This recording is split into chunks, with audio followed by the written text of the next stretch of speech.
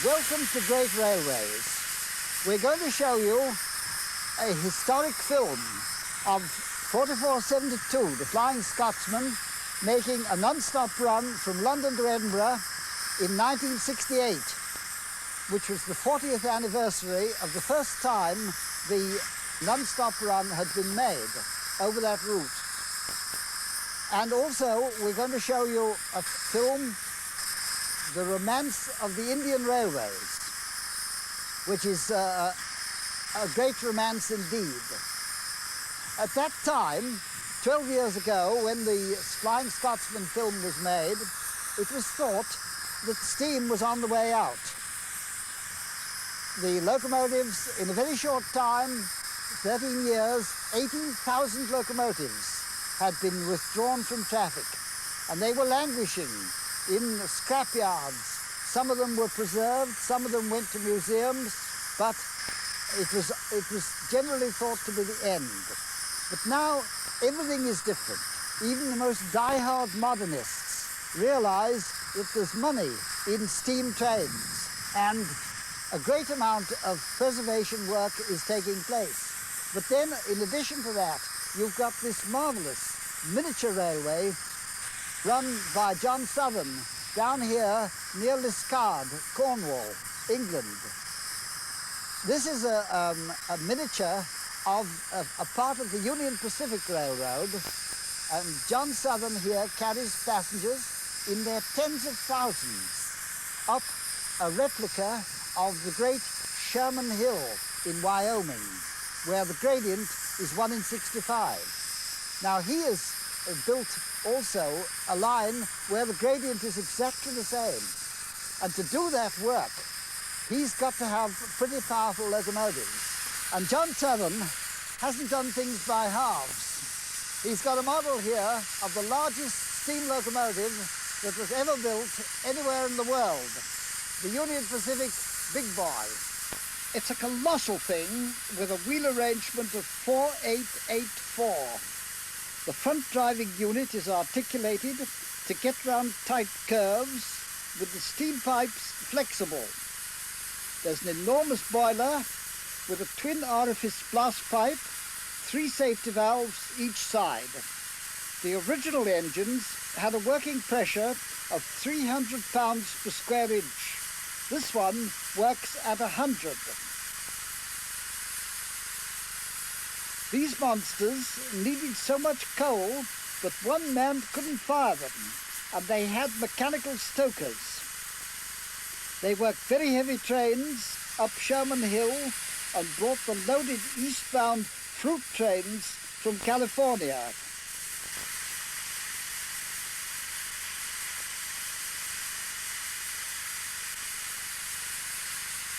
The original locomotive has a weight of 535 tons.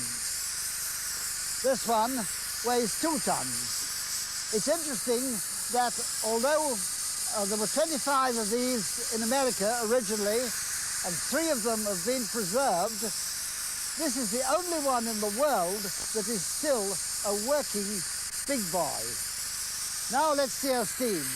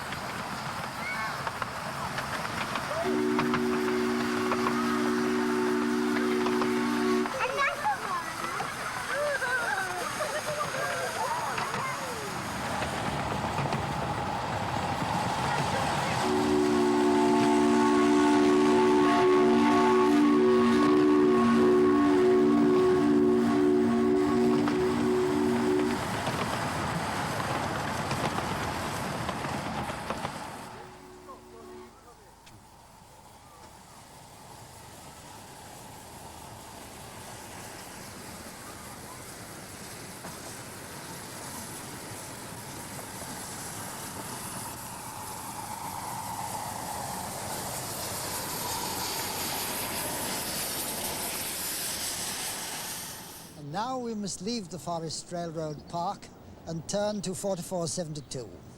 Not this beautiful little model which is in front of me now, the first 00 gauge model of the Flying Scotsman, but the real thing.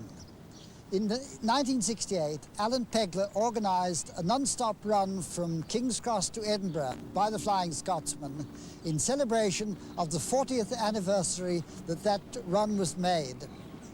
It was also very important to make it at that time because the water troughs would have been taken up. In the train, notice two celebrated authors in conversation with each other. The Reverend Audrey of Thomas the Tank Engine fame and C. Hamilton Ellis. And also, you will note that in two places, the exhaust beat of the engine, as rendered by the soundtrack, doesn't agree with the speed of revolution of the wheels.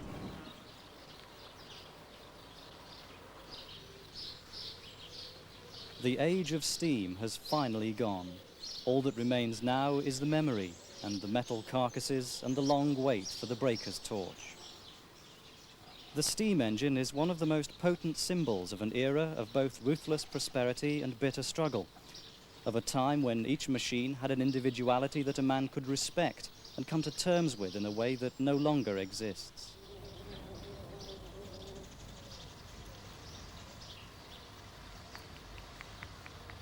In 1923, Sir Nigel Gresley's new A3 class Pacific locomotive, Flying Scotsman, was a part of this tradition. 5 years later, on the 1st of May 1928, it pulled out of King's Cross Station on the first non-stop run from London to Edinburgh. In 1934, it was the first steam locomotive to reach 100 miles an hour, and by then the name Flying Scotsman had acquired a special glamour it has never really lost. After 2 million miles of service, Flying Scotsman made its last run for British Rail in 1963. It was bought the same year by businessman Alan Pegler. He restored it to its former LNER glory and has run it ever since on steam excursions for railway clubs and societies.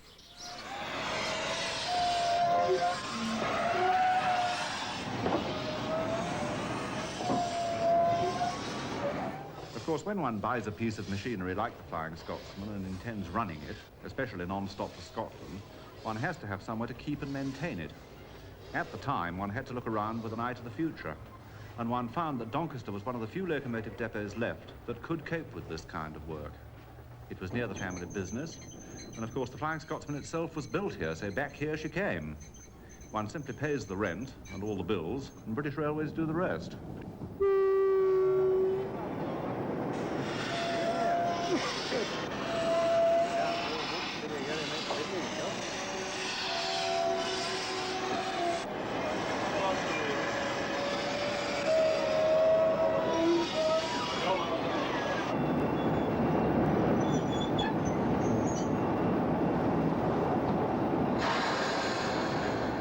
They want a lot more maintenance, you know, fire dropping, lighting up, calling, washing out, fitting, etc. You know, I think... I'm lucky enough to have the services of a number of retired railwomen who keep her looking the way she should look.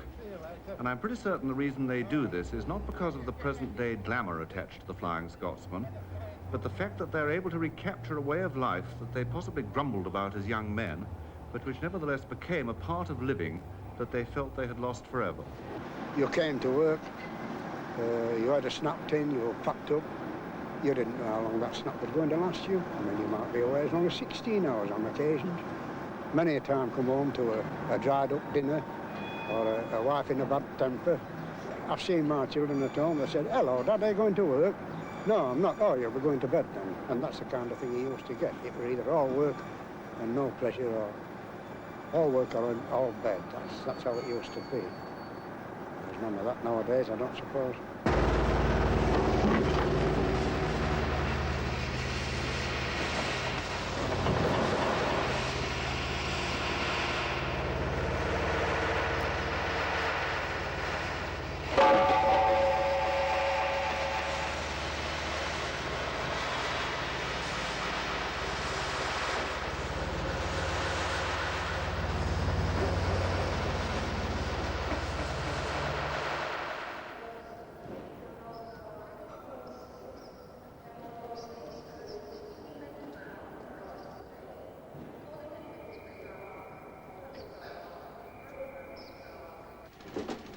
It's rather a strange feeling, though, after, well, I was working it out, it's about 3.5 years, really, this exercise first was mooted, and now that it's finally come to the morning, it's rather like, I suppose, a diver on the high board waiting to take the plunge, and I really can't wait now to get on the footplate and get on with it.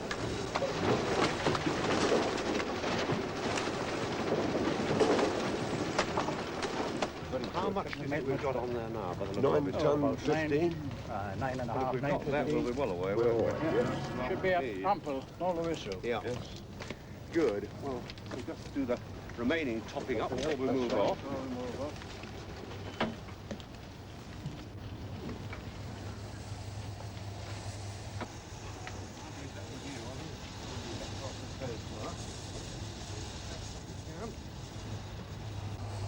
She's burnt all that coal coming up light. She's burnt a lot, hasn't she? She's burnt a big,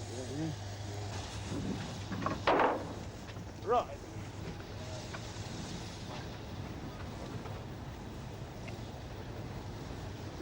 Extra coal up here, it's rather to get things away from it. In the old days, of course, when there were plenty of steam locomotives running everywhere, there was no problem. The water was treated in advance. Now, you never know what sort of water you're going to get.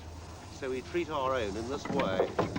these briquettes we fill in here, and gradually during the journey, these get dissolved into the water, and it ensures that you get nice, clean water in the boiler, and it makes the boiler last a great deal longer. At least that's the theory, anyway.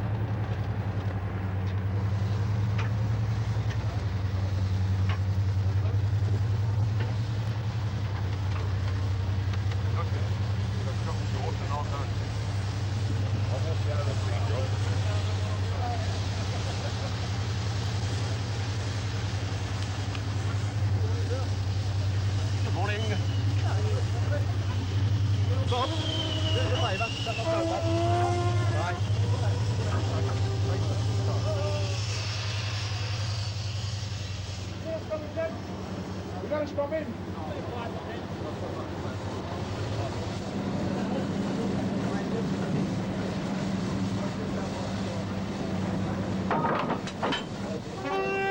Half a minute, I'm gonna test it. Half a minute.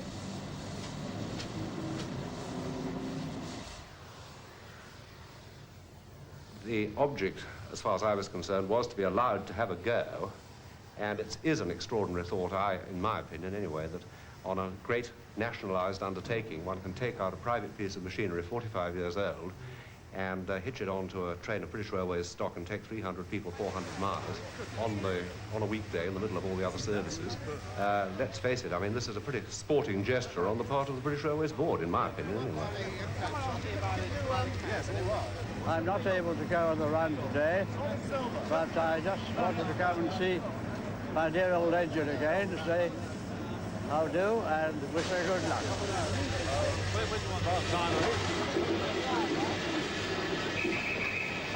Right away.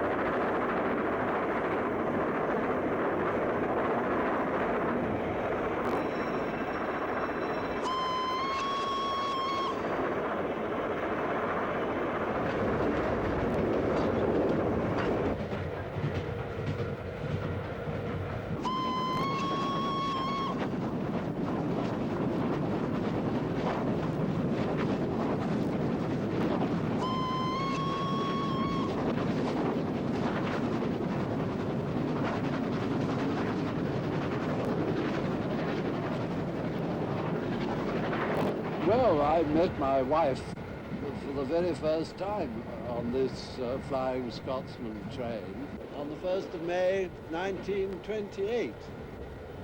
And therefore, this journey is giving me the most tremendous thrill. But my wife didn't even know it was a non-stop, and certainly not the first non-stop run. And she was ensconced in another carriage, but an elderly, a more elderly lady who was supposed to be keeping an eye on her had booked her a seat in our compartment.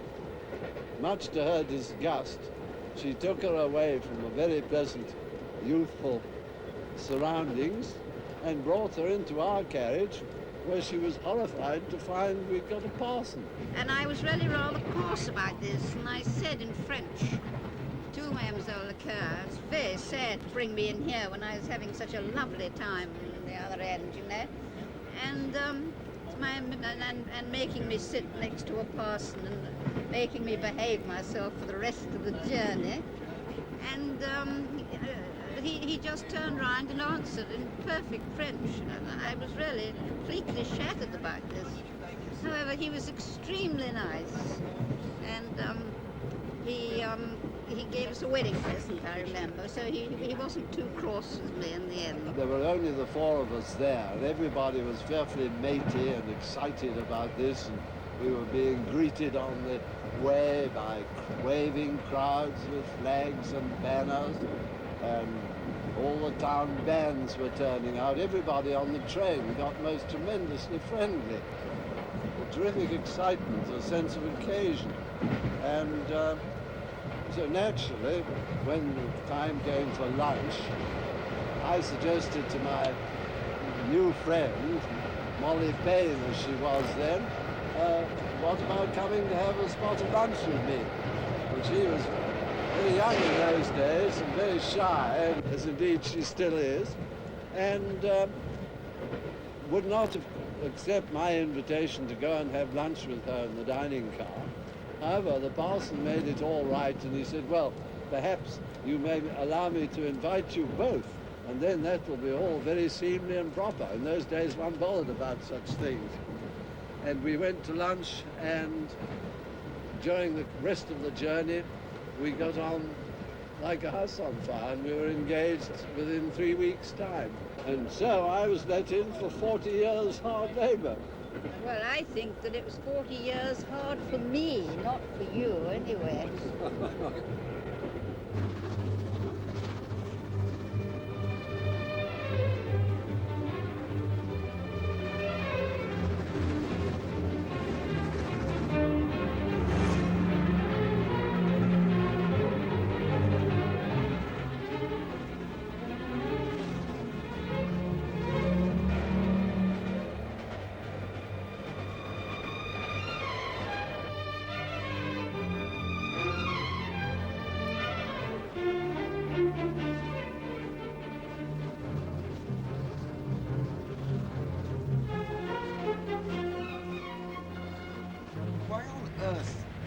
Is a long journey behind a steam locomotive. It's so nice for some people, for me certainly, and to other people it's perfectly horrible. I mean, it's the smell, familiar smell of smoke and the beat of the engine and the feeling that you're being pulled not by a mechanical box on wheels, but by something pulsing and alive. It's an aesthetic experience. It's a good railway journey by a steam train. Good journey by an electric train is a nice experience. And any journey by train, as long as you can't smell diesel exhaust too much. But a good journey by steam, it's a realized work of art.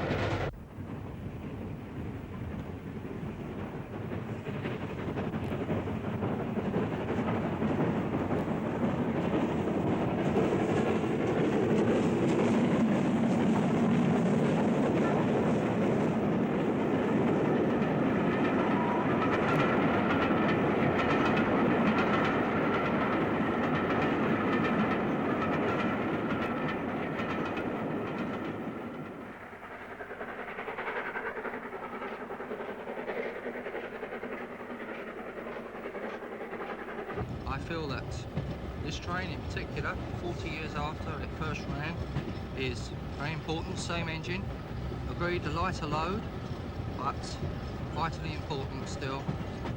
The railway services in this country have been cut back more and more, and to be able to show that a good old steam train can still do it, I think will make us very proud. Everybody on this train very proud.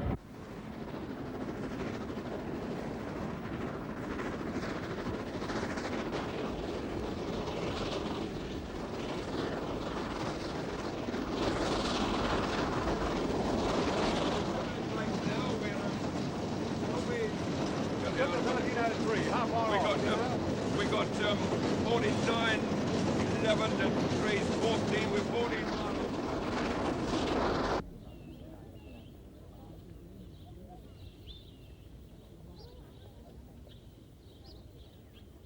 Well, I spent 47 years on the railways.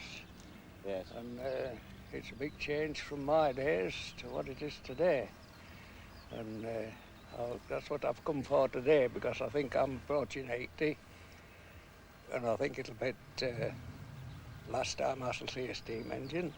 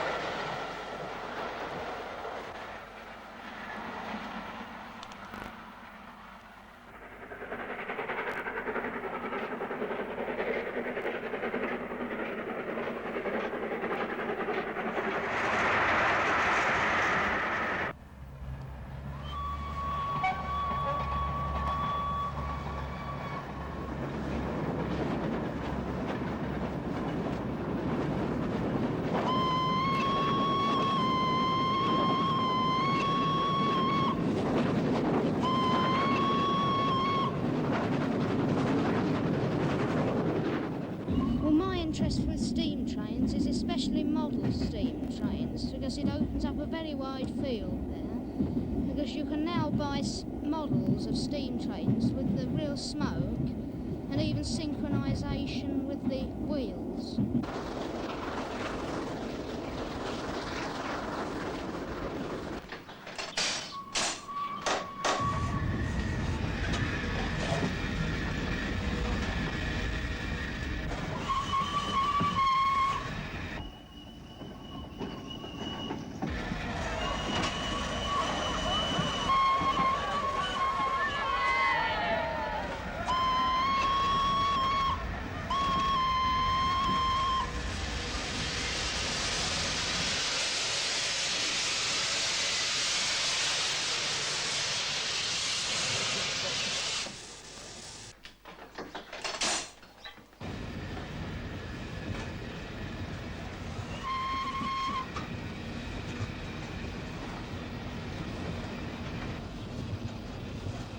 Well, that's one of the typical sort of dodgy things that you can't legislate for. Apparently a broken rail being replaced, and nothing you can do about it. We go literally down to walking pace, but quite literally the wheels did just keep turning, so we can still honestly say we haven't stopped. But it was a damn sight too near for comfort.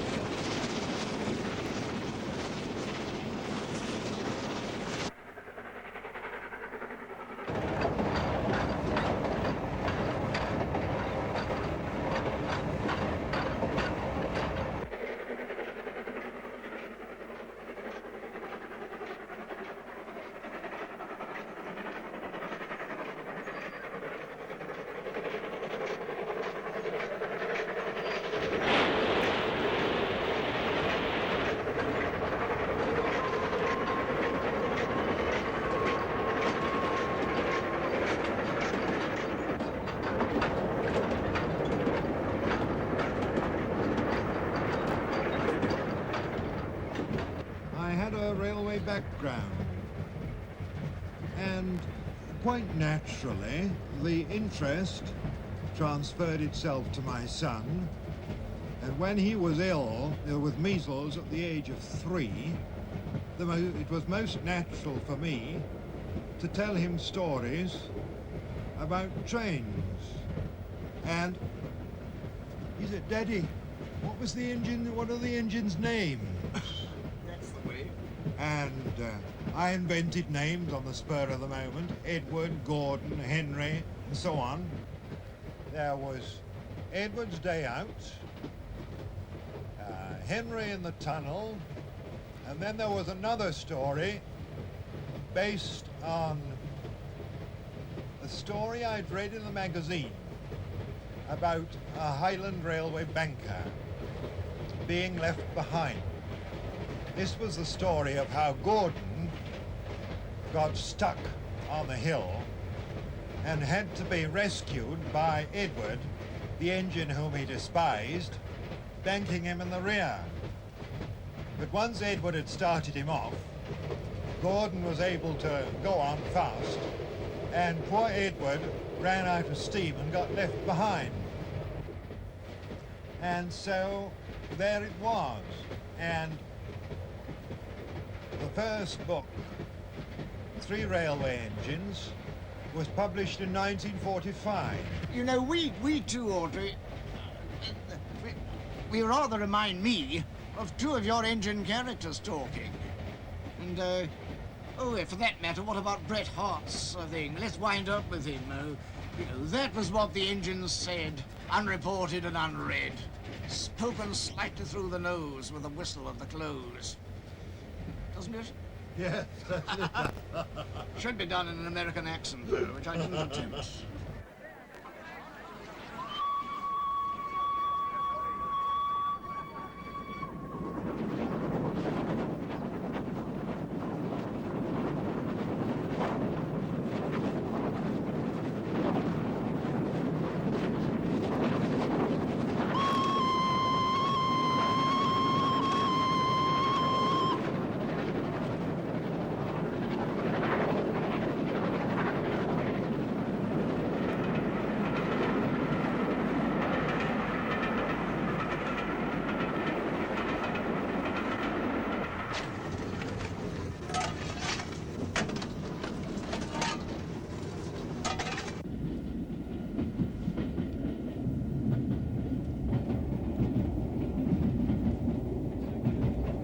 D3577.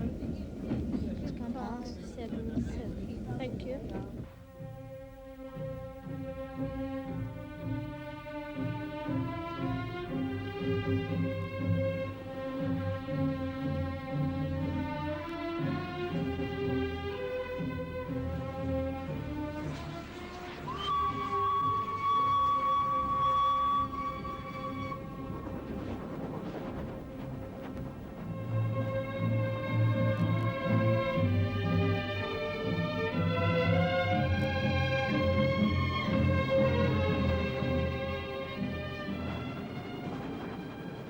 There's another one over there, but I don't think I can spot it.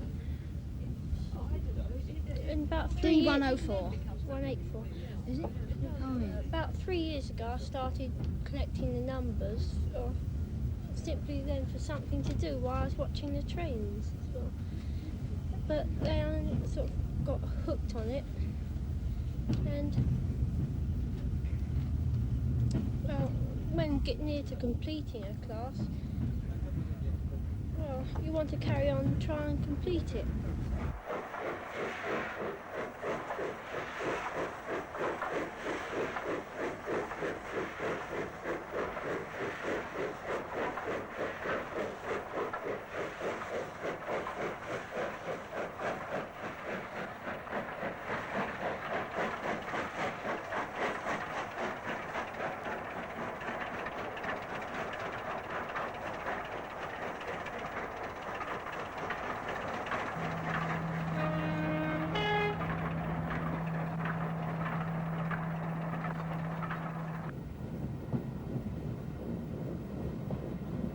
Tie it up too?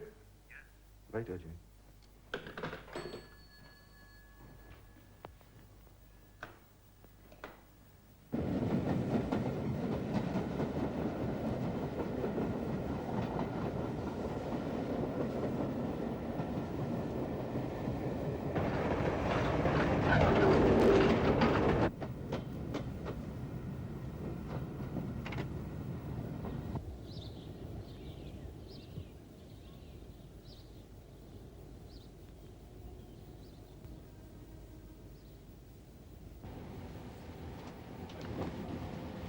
Well, this is the highly dodgy situation that I hoped we were not going to find ourselves in, that we are now in. We've had 2 rather poor pickups of water and only 1 good one out of 3. And it's really a question now as to whether to take the water that we have got laid on in reserve at Berwick-on-Tweed, or whether to take a calculated risk, I suppose is the term, and carry on beyond the point of no return and try and make Edinburgh. Now, this sort of decision is not mine. I'm not a professional railwayman. I'm merely an enthusiast, and obviously my inclination would be to press on and have a go.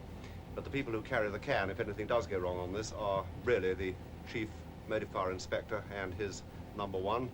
That's to say, Les Richards and George Harland, and they're having a conference up on the engine at the moment, and that's why I've come back into the train so that I don't in any way influence them. We shall know within a matter of minutes now whether we're going to do any more.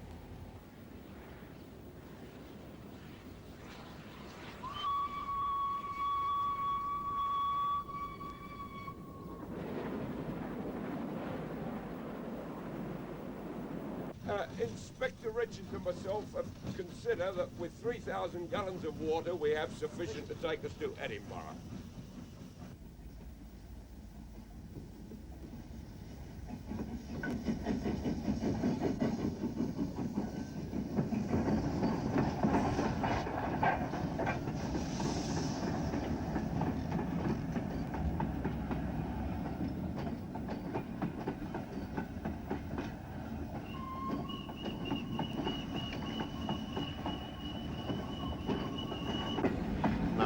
The point where we could have got some emergency water was there at Berwick-on-Tweed, and by being switched round the little goods loop, we were right alongside a road tanker that had 4,000 gallons of water in it.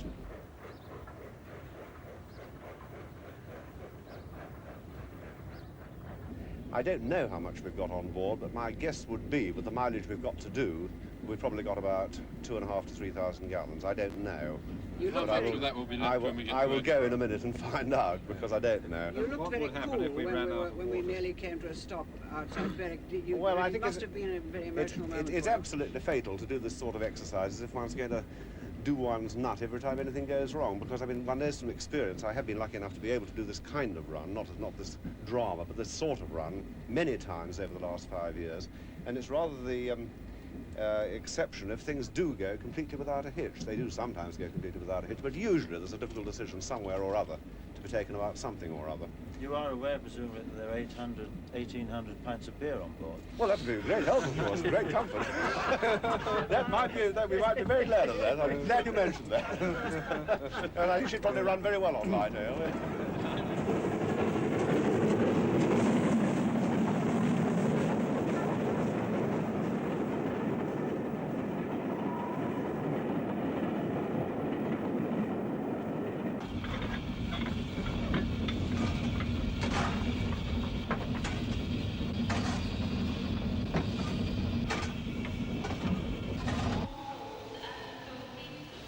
Sad about the steam going.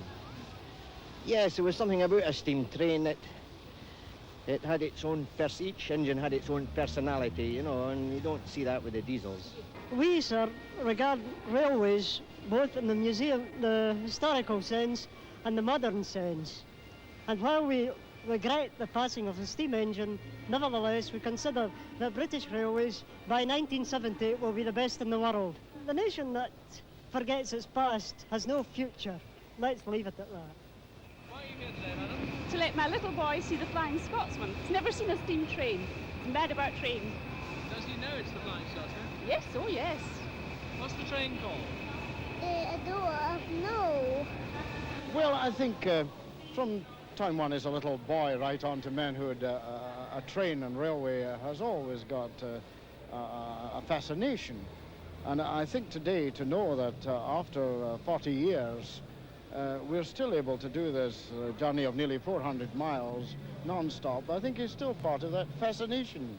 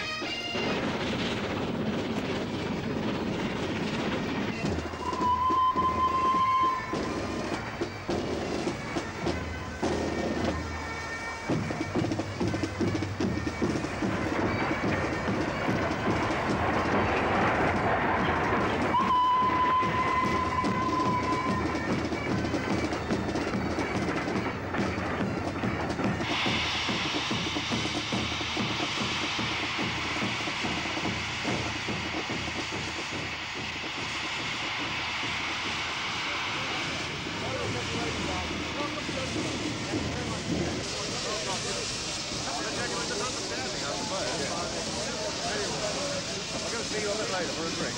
Okay, yes, I'll come and do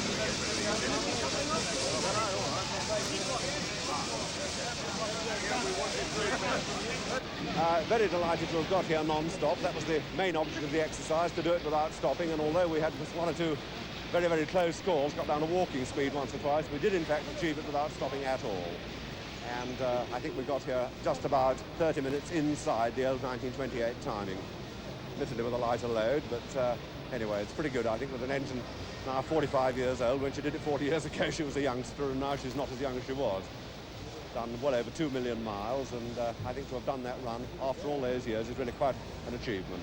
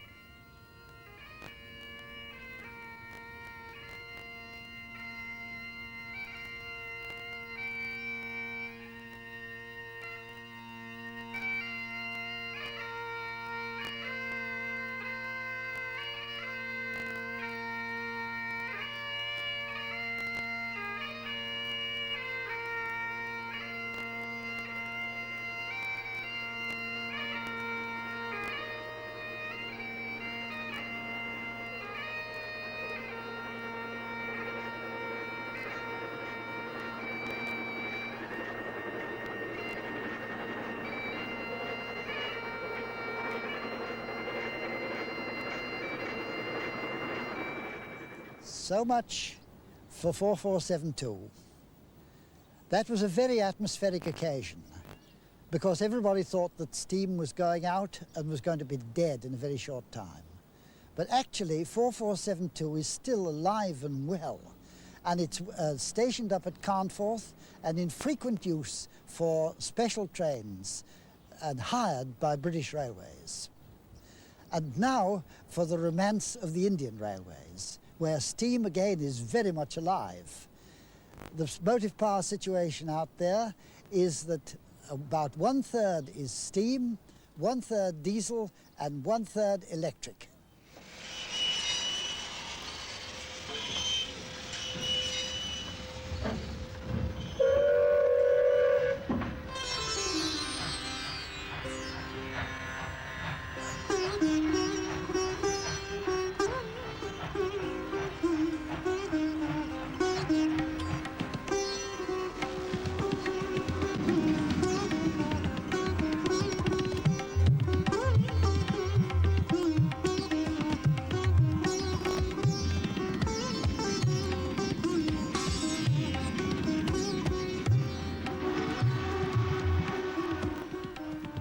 There are those who love the splendid steam train, the great and disappearing iron horse. And there are those who love India. And there are, happily, those who love both, knowing that the one was made by the other.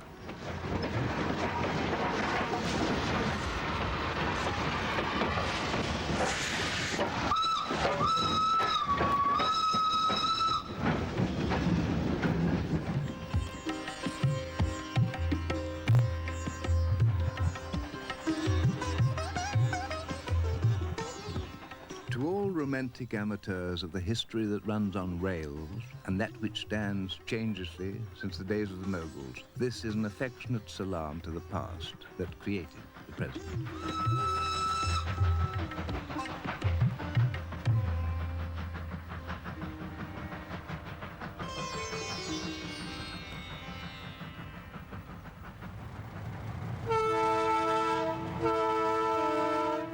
Now, of course, development means diesel, a thing of little charm and no chuff, but that is progress.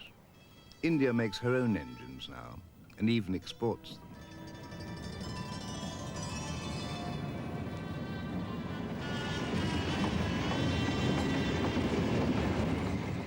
Urban India couldn't live without its railways. Imagine a commuter traffic into one Bombay station alone of nearly 1.5 million a day. A rush-hour train every 3 minutes, each with 4,000 people aboard, or almost aboard, all packed so tight it's almost impossible to pick a pocket.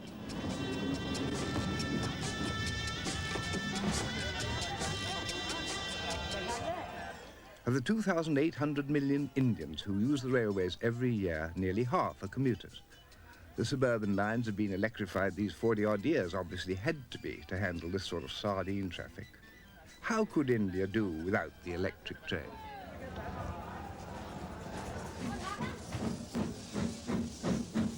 Well, in many places, luckily, it does. The puffing billy is still the workhorse of the countryside and of the hills. And its lover, historian and defender of the faith is a dedicated English zealot whose life's purpose now is the preservation of the great Indian steam train in a permanent museum in Delhi. His name is Mike Sato. The first railway that I can recall ever turning me on was the Mataran Railway. I think that's one of the most exciting little railways, built most improbably, very little known by anyone outside India. But it stems from the early days of this century.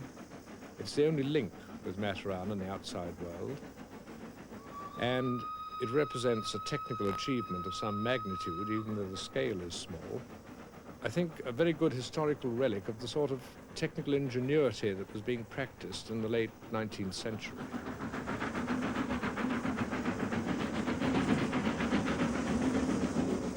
The railway itself is 12 miles of track, which on the map only covers 4 miles from point to point, but in the course of that it rises 2,000 feet. There are 281 curves, and probably the sharpest curve on any working railway in the world, because the radius is only 45 feet. And to get round these corners, they have special engines, which were the brainchild of a dilettante engineer, Sir Arthur Hayward, a landed gentleman in Derbyshire, and his hobby was railways, and he used to build his own engines. And they are the only known examples of this type of engine in existence in the world, and furthermore they're all working, and working very well. There are 4 steam engines on this railway which, since 1907, have been hauling the trains up and lowering them down. Outwardly rather conventional engines, but inwardly rather complicated and very novel engines, which must be a full justification for the design which went into them on a landed estate in Derbyshire.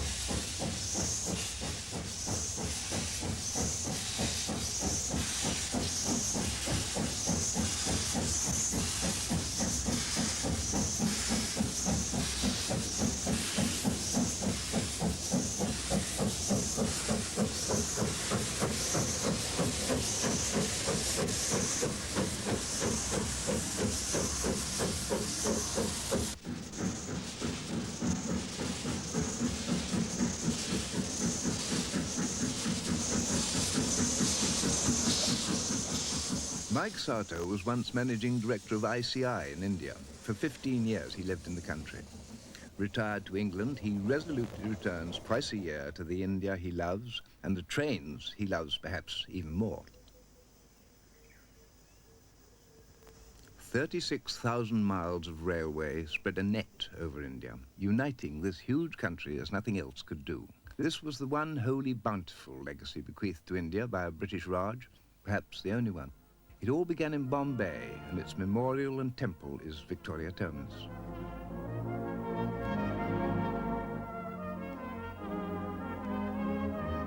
Victoria Terminus was built, as was the manner of the 1880s, in the likeness of a shrine, a technological cathedral, a great caravanserai, the most flowering Victorian Gothic Saracenic Italianate Oriental St. Pancras Baroque, to the glory of Her late Imperial Majesty and that of the great steam train.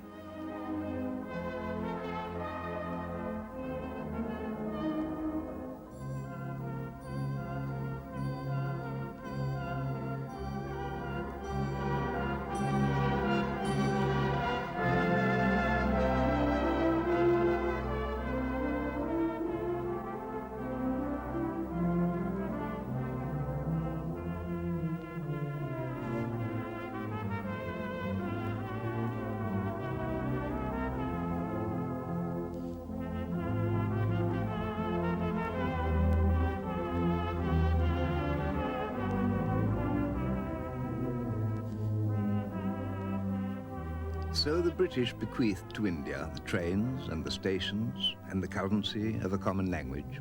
And you might say a touch of the class system too, though India had hardly need of that.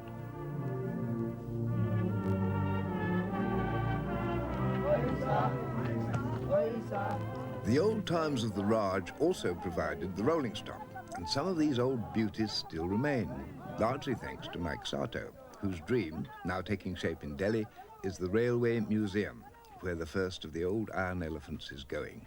Not to die, but in fact to live. Must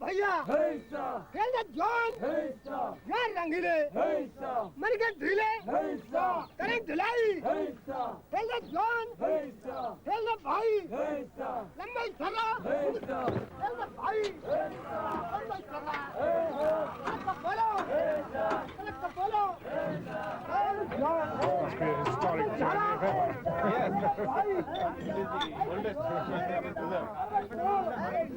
Did you manage to get the boiler examination done before it came? Yes. At Upper Chandazi? What's it like? It is very good. Is it? We have got it tested.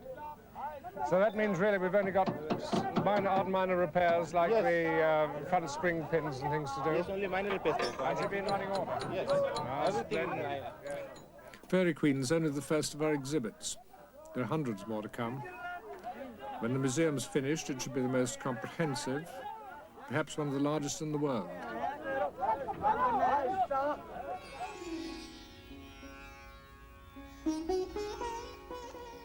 "400 years ago, the great and wise Mughal Emperor Akbar built the city of Fatehpur Sikri near Agra, abandoned within 50 years because its wells ran dry. Now it is a thing of dead beauty, a monument.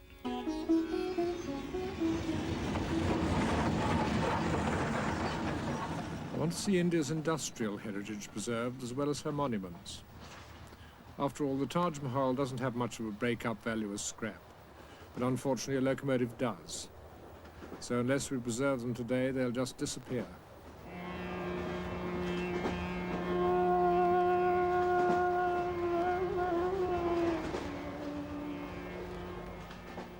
My wife Peggy, of course, had rather different interests from mine.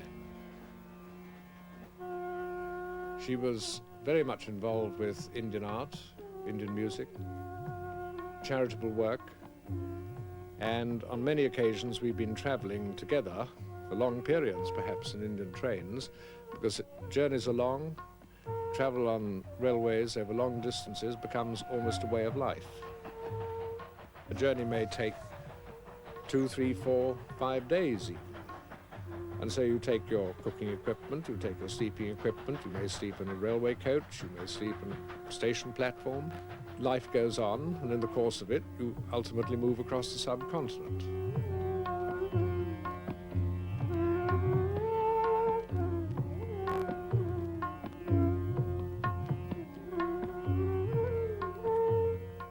The evening brings that imperative of the night, the ubiquitous bedroll.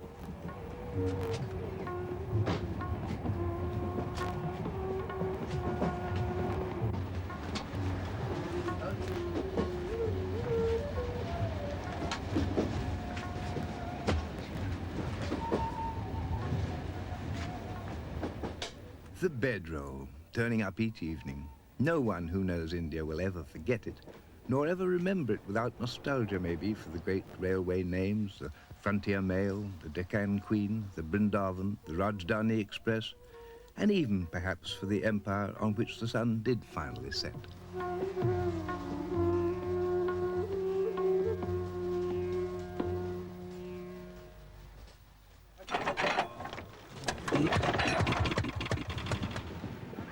One of the interesting things about the research work and the investigation work that I've been doing for this museum has been the need to go off into all sorts of very remote corners of India. The Rajasthan desert, for example, held out the prospect of finding a special class of 5 locomotives. I had reason to believe that some of the engines that were there had now disappeared or were laid aside, so I wanted to go and investigate for myself what in fact was still working there.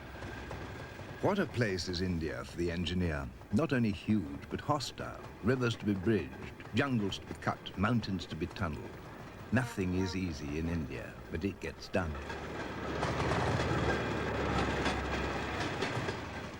There are 1.75 million Indians working on the railways, by far the biggest employer in the land. The gangmen on the track pause to give a quick namaste to the official trolley.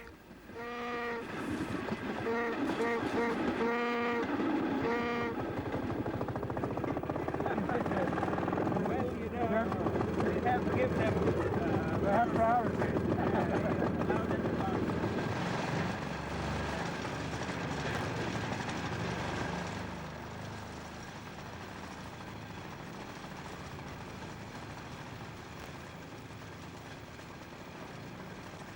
What sort of token system do you use here, or block system? This section, I suppose, is on Needle's ball token instrument. That's a small token, you know, and I'll show you at the next station. And that instrument is lock and block. You see, if it cannot be operated by simultaneous coordination of the two station masters. I see. And not more than one token can be taken out from one end. So only one driver can have a token? Yes. The signal system works with some elaboration.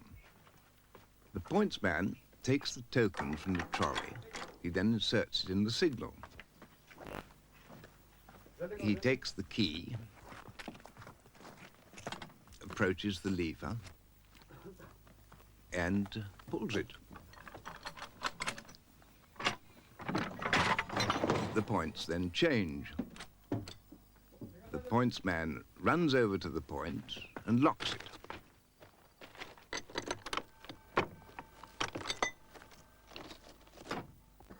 He pulls the signal lever and the signal goes down.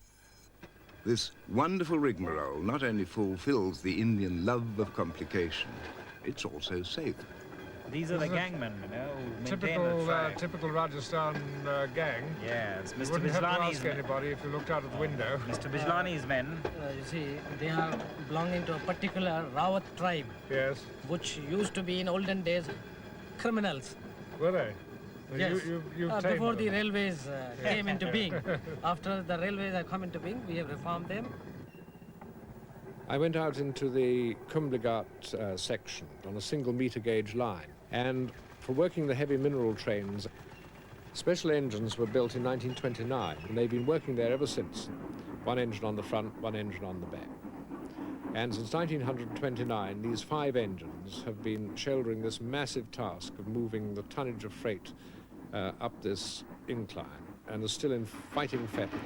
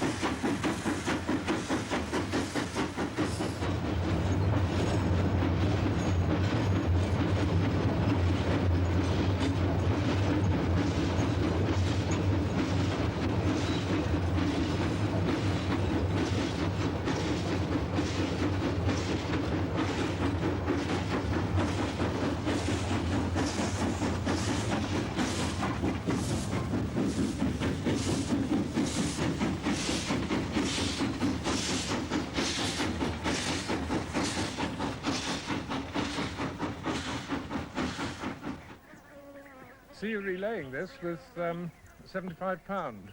Yes, we have relayed this track only about 3 years ago. Yeah. Is this old stuff Yes, over that here? is these track. That is these Huh? track. That Oh, is look at these. it. Have a look. Have a look. I'll say it's old. Come here, look. What's this? Got rolling marks on it. These are 1887. These are older than anything I've got in the museum so far. I didn't know that. Yes, they are. I'd like some of these.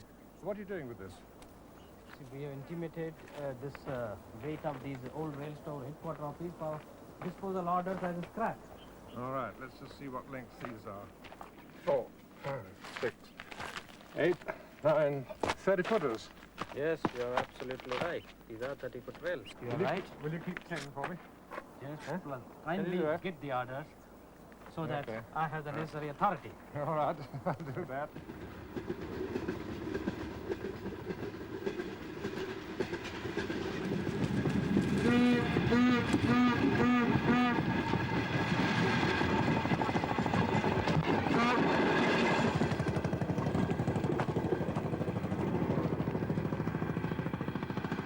The Indian railways are an enormous absorbent of labour, the one commodity perhaps of which the nation is never short.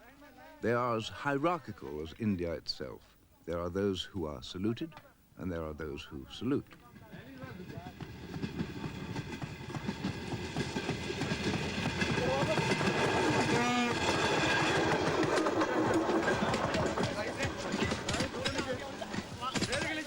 Those 36,000 miles of railway track need endless maintenance and almost endless men, which is not indeed a bad thing on the whole.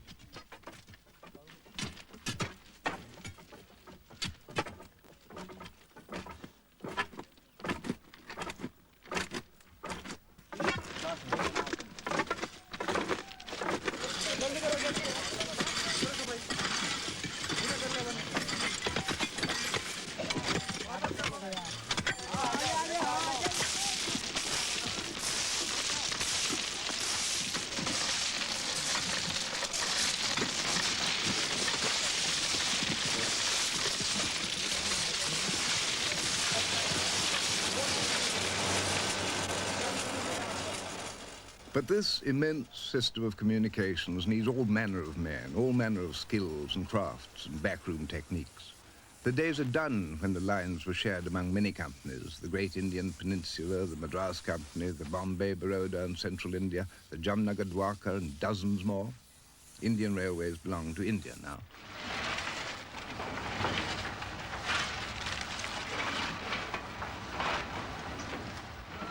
An awful lot of it still depends on that good old fossil fuel, coal. And a good thing too, since India has quite a lot of coal and not much oil. And coal is comparatively cheap and oil is ferociously dear.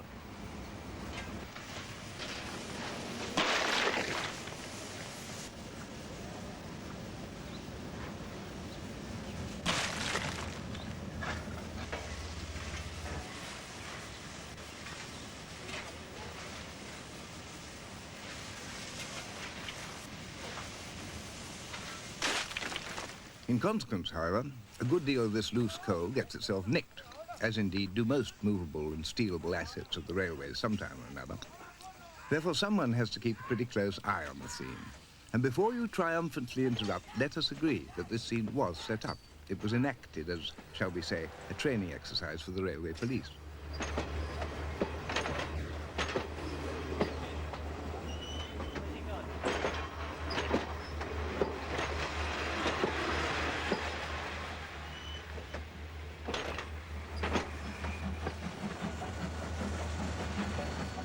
The great advantage of the steam engine is that it's very cheap to build, it's very reliable, and it can be maintained by more or less anyone.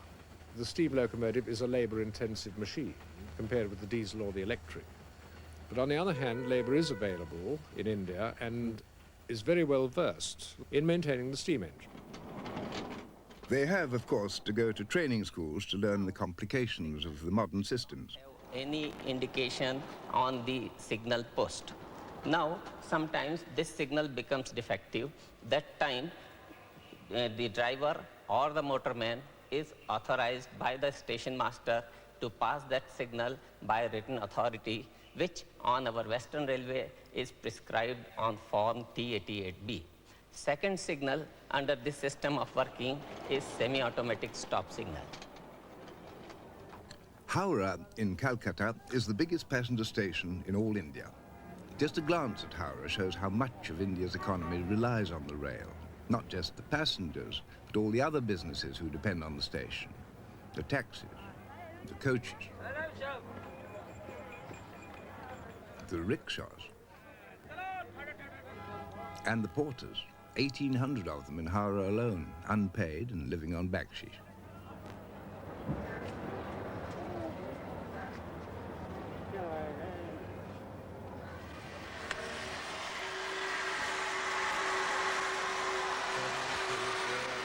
But still, it's the ironmongery of this great business that absorbs Mike Sato. The locomotives, their hisses and snorts, to be recorded here and recollected in tranquility.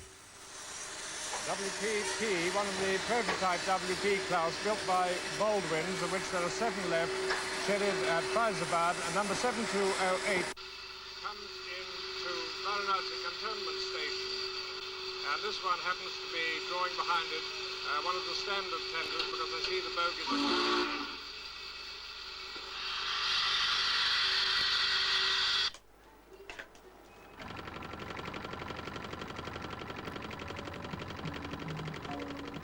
Udaipur was once a princely state of great prestige and renown. The Lake Palace is now a tourist hotel of equally great prestige and renown, perhaps the loveliest in India.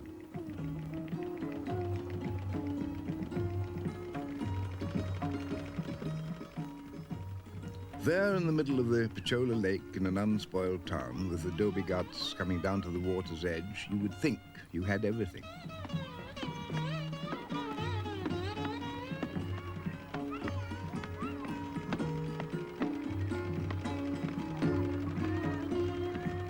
But Mike Sato dreams only of trains. Ram Kumar, the curator of the museum, had only recently been appointed, and there was much to show him. You can't learn everything by just looking into dusty files. I took him around with me on several visits. One of the more exciting ones, I think, from his point of view, was the monorail at Patiala. But there's the engine shed, and the track coming in here, and another track over there. Here's the remains of one of the passenger coaches, and here is Colonel Bowles' saloon, with some of the original paintwork and lining on it, so we can get all that. And then up at the front here we've got the engines. Let's go and have a look at those for a start. This one's very good, but unfortunately the boiler's missing off this one, and I can't find it anywhere at all. They're in splendid condition, you know, because these things haven't worked for 47 years. We've even got the original lettering on the side of these things. What is this PSMT? It's the Patiala State Monorail Trainway. What is the history of this monorail? Well, it was built in 1907 for the Maharaja by Colonel Bowles, and it ran for 20 years, came into this engine shed, never ran again. All that's happened is the rails have been buried by wind-borne dust, trees have grown up round the track over there between 2 wagons. But apart from that, the climate's so good, you see, that everything has been preserved very well indeed. You see, the principle of this monorail was for temporary light railways for building factories, moving materials about on construction sites. And they were never in one place for more than about 1 month. And it didn't really matter what the condition of the ground was like. You see, it only had the one rail under the centre, and the weight was about 90% on the rail, 10% on this wheel, which ran on the road to steady it. But after 20 years going over the same track, it got into a fair amount of difficulty because of the grooves worn by the iron wheel here. Are there any such other systems in other countries? Not this system. This system was only used in India. The engines, these engines themselves, came from Berlin. They're Ornstein and Koppel. The main thing you see now is, having found it, we've got an opportunity of saving it. I don't mind how long it takes to get it put back into working order. The important thing is that anything as historic as this just should not be cut up and sold for scrap. But you know, if we could get this thing to Delhi, lay a bit of this track, because there obviously is still plenty of track in the yard here. If we could do that, this would be an absolute winner. It really would.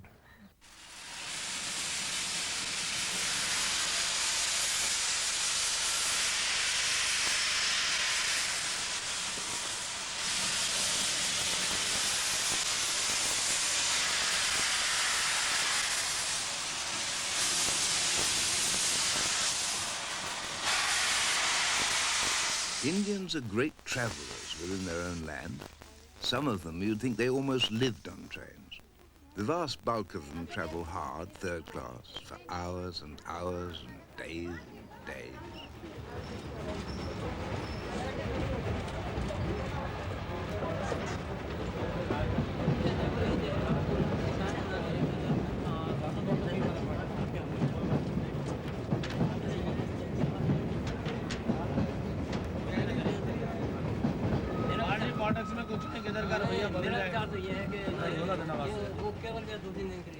Patience. Patience is the thing.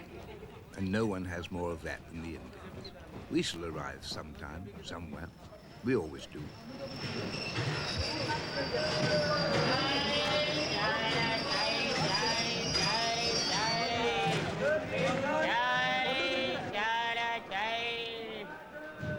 An Indian railway station is more than a stopping place. It is, in fact, a way of life. Indian people don't go to railway stations. They inhabit them, sometimes literally so. The station is a social centre, a nexus of life, a bazaar, an island of activity in the midst of 800,000 villages, where you can come by almost anything you want, from an orange to a bangle.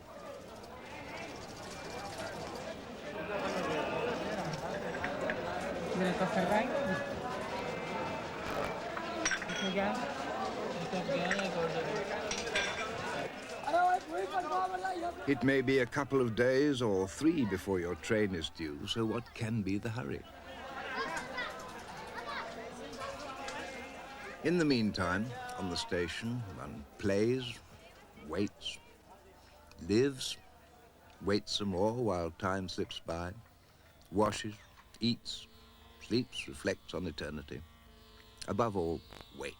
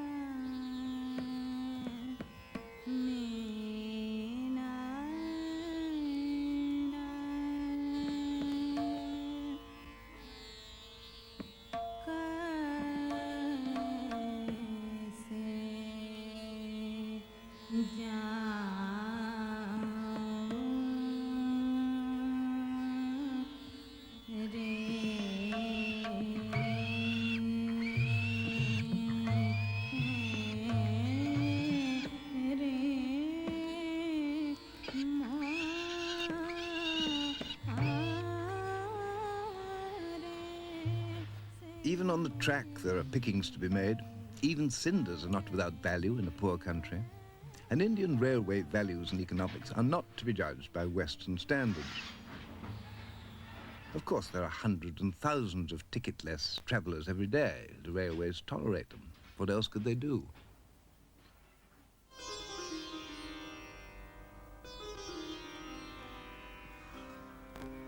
Benares on the Ganges is the holiest place on the holiest river for all pious Hindus. At sunrise, it is a place for the cleansing of the soul.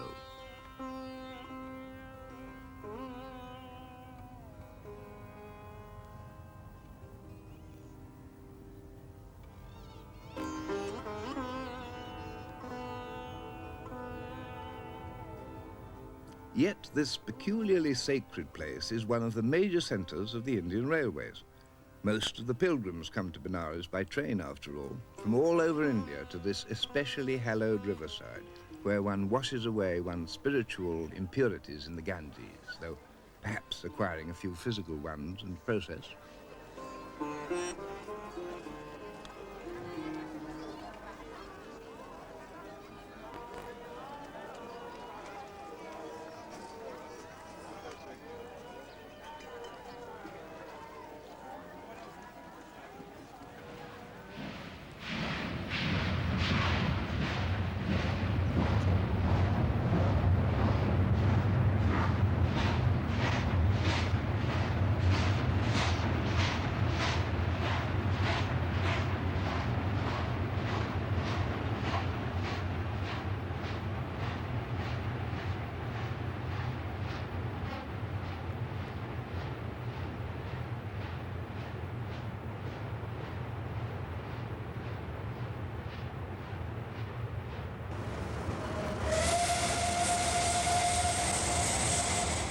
And the tireless Mike Sato is still at work, still busy on the enshrining of the great Indian railway system on film, and tape and memory, and coaxing the powers that be not to forget what the railways were all about.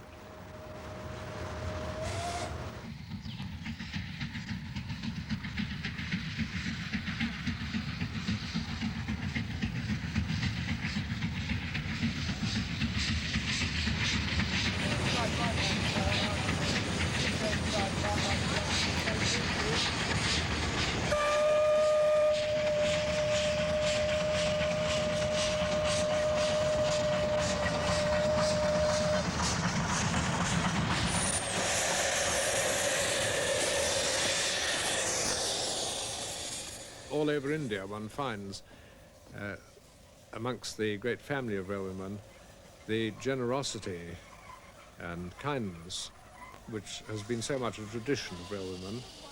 You find drivers who will invite you onto their footplate and quite frequently extend that hospitality beyond that of the footplate and even into their own homes. It's very, very kind of you to ask me to this festival, because I've never been inside a family house during a Diwali festival before. And this is really the Hindu New Year. Yes, New Hindu Year. New Hindu so Year. we have everything we start today. Yes.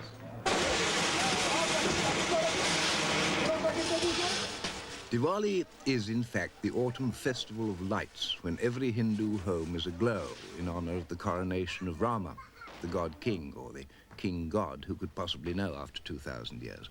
It's dedicated to Lakshmi, goddess of prosperity, so every little lamp and light is auspicious for both this world and the next.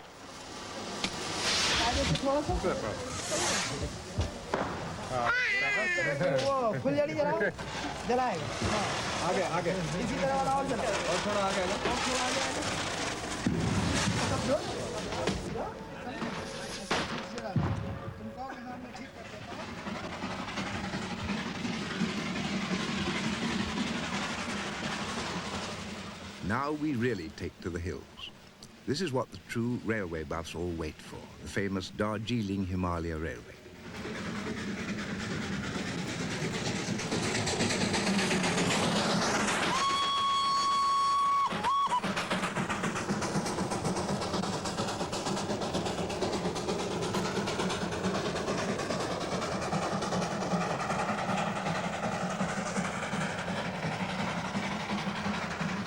This is the spectacular little toy train with its 2-foot gauge, scrambling up the mountains on gradients sometimes 1 in 20, chasing its own tail in extraordinary loops and curlicues.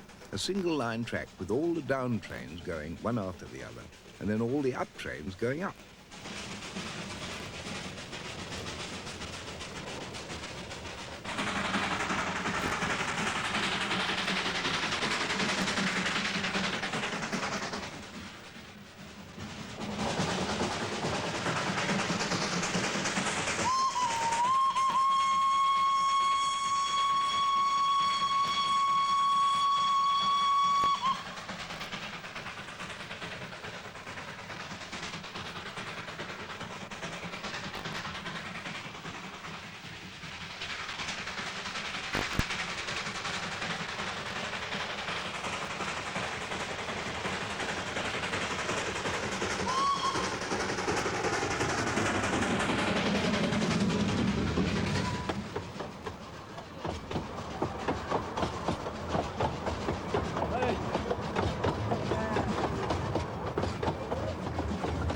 Sometimes the track is too steep even to go in loops, so the train has to reverse itself onto a new level, while the one 5 minutes behind busily pursues it.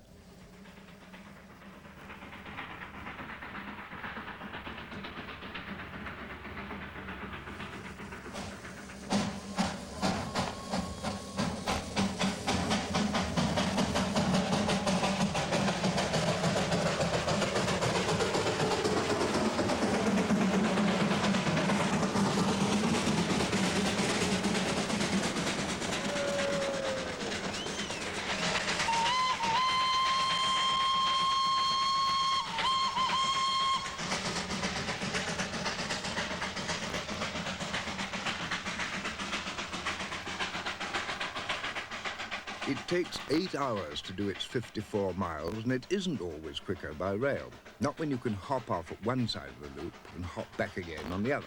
You learn these techniques only through experience.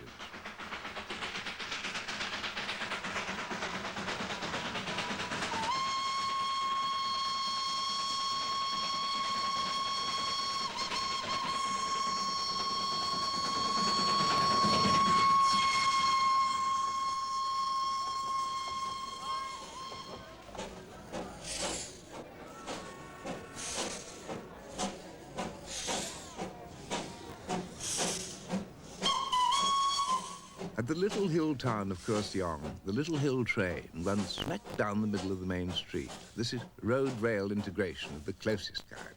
For a while, the train is a tram. For all little hill towns, a train is an event, an occasion. It is the train that links these remote places with everywhere else.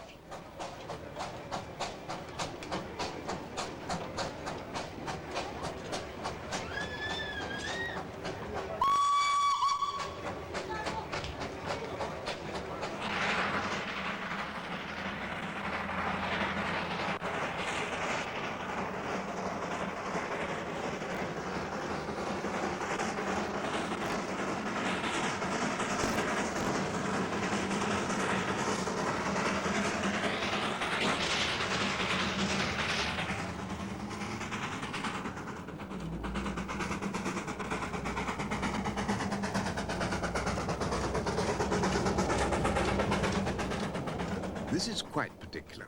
For Mike Sato, a special little train, as befits a specialist. An observation coach for the #1 connoisseur of all Indian trains, and the Himalayan toy train in particular.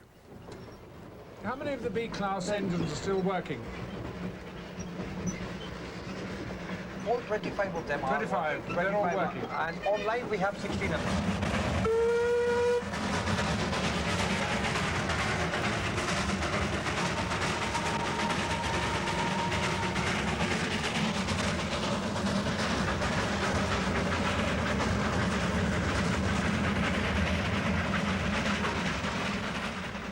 Every so often, of course, some disaster strikes this railway. The monsoon washes away large sections of the track. And every time this happens, those of us who love it feel this must be the final death knell of the railway, which, after all, is losing money to the extent of 75% of its operating costs. But there are strong arguments in keeping it alive. First of all, if it were closed, 2,000, 2,500 people would be without a job in an area which certainly can't provide alternative employment. But even on the emotional side, or the more emotional side, as seen by the railway enthusiast, this is surely one of the most famous, one of the best known of these hill railways. I don't think anybody could fail to be moved by the excitement of the toy railway, as it's called, up to Darjeeling. It's always known in a most friendly fashion as the toy railway.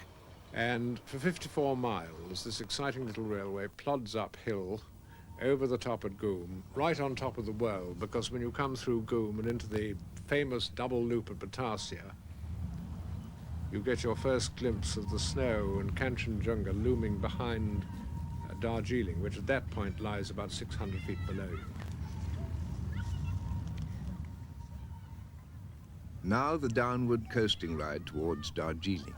Darjeeling, one of the famous hill stations of the high northeast, squashed in at 7,000 feet between Sikkim and Nepal, almost within the shadow of Everest. It is possible to find parts of India that aren't within a bullock cart's ride of a railway line, but it isn't easy.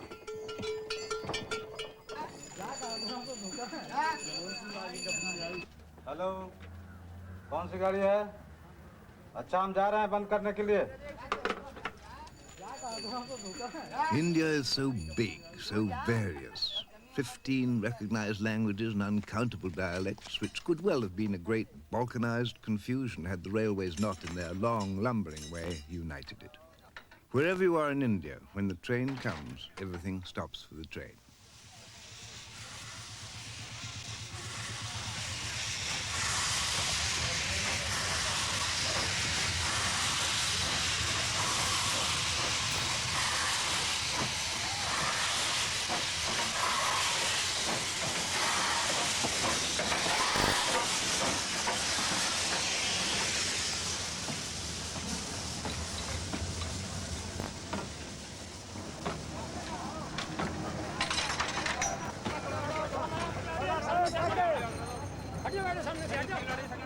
And when the train is gone, India takes over again.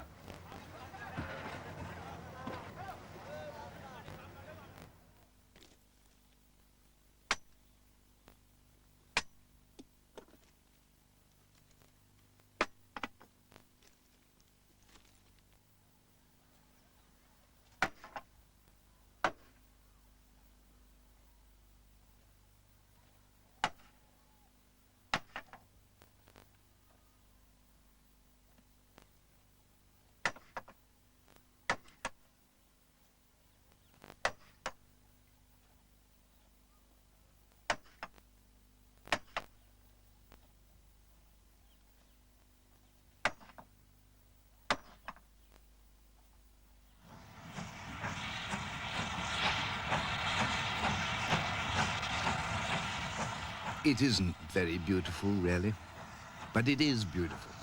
And because it's part of life, it isn't immortal.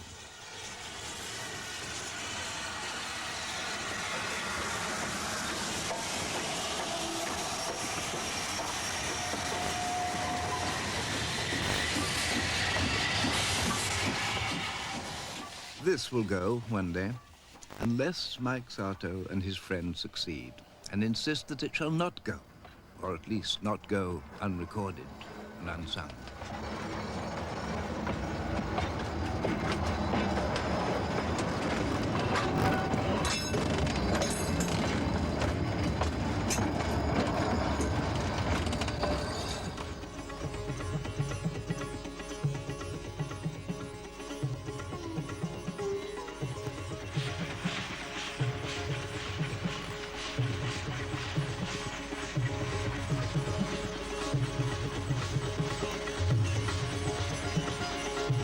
So much for the Indian railways and their splendid steam locomotives.